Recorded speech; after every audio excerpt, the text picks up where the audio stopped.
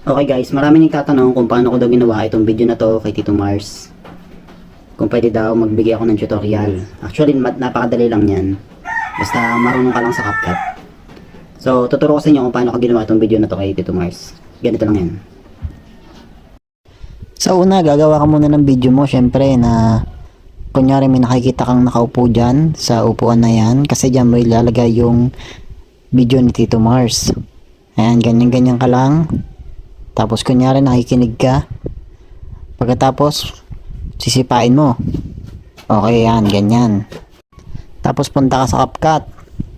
Yan, CapCut. Skip ad mo na yan. Tapos new project. Pagka new project mo, insert mo lang yung clip ni Tito Mars na kukunin mo. Tapos yung video na ginawa mo. Na nagsipa-sipa ka. Okay, tapos add. Pagka-add mo, itong kauna-unahan mong gawin, tanggalin mo muna yung CapCut sa dulo. Kasi may posibilidad na makalimutan mong tanggalin yan. Kasi ako ilang beses ko na rin nakakalimutan tanggalin yung CapCut sa dulo. Pagkatapos kukunin natin yung pinakadulong clip ni Tito Mars. Yan. Tapos hanapin mo sa pinakadulo ng option yung freeze. Yan, ipipress mo tapos kumuha ka lang ng mga 1 second o wala pa. Kasi kakat pa natin yan mamaya. Kasi maikli lang talaga ang kailangan mo dyan. Mabilis na mabilis lang. Tapos i-cut mo na and i-delete mo na itong hindi mo na kailangan na clip.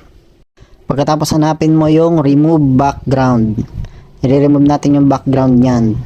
Yung parehas na clip ni Tito Mars. Yan, i-auto mo lang siya. Yan. Tapos itong kabila, yun din. Auto removal mo lang din. Tapos pwede mo na siyang i-overlay parehas. I-overlay natin yan parehas. Ayan, so pagka remove background mo dyan, makikita mo na parang magkasama na kayo ni Tito Mars sa isang video. Itong pinrest natin na clip ni Tito Mars ay idadrag din natin yan. I-overlay din natin yan. Idadrag natin doon sa pinakadulo. Dahil yan yung sisipain natin. Yan, lagay mo lang dyan sa pinakadulo. So kung mapapansin nyo dyan, sala si Tito Mars doon sa upuan. Kaya itatama mo na lang siya.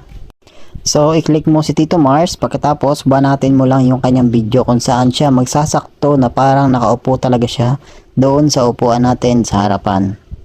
Pagkatapos yung na-freeze natin na Tito Mars ay kailangan kasing laki din siya nitong Tito Mars na video. Kaya i-drag mo din siya or babanatin mo din siya para maging kasing laki ng Tito Mars na nasa video.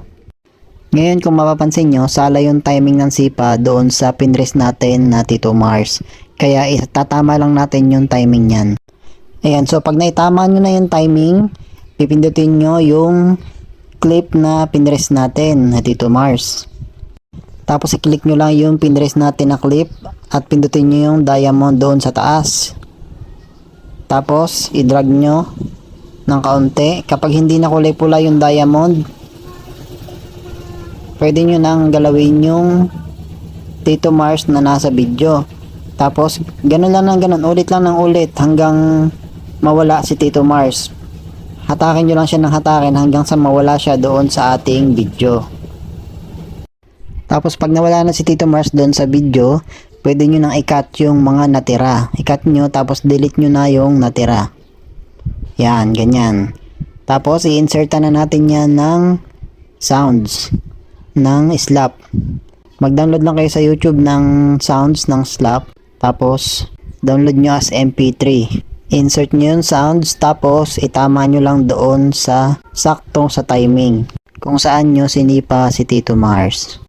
Pagkatapos kung gusto nyo may credits pa din kayo kahit makuha ng iba yung video nyo, ay lagyan nyo na agad ng inyong page dito sa baba o kung saan nyo man gusto. Dahil nangyari sa akin yan na mas marami pa ang views nung nag-re-upload ng videos ko tapos wala man lang credits. So ganun lang.